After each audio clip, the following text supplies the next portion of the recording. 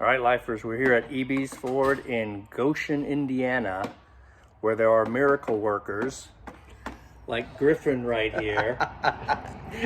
Rob's a good guy. No, but they really are, because we had a recall. We had a, I don't know, something sticking out. And we had, was it the CV joint?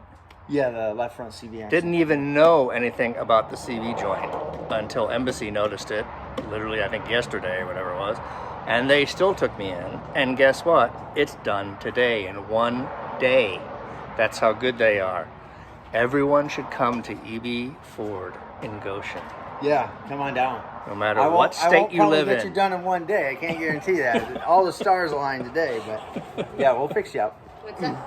And I had a couple of warnings that would keep popping up that See you tomorrow. there was nothing wrong, and it was still warning, and they figured out what it was, and they fixed that, and what can I say? They are the best.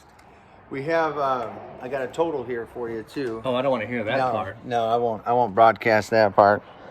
Yeah. Eby Ford.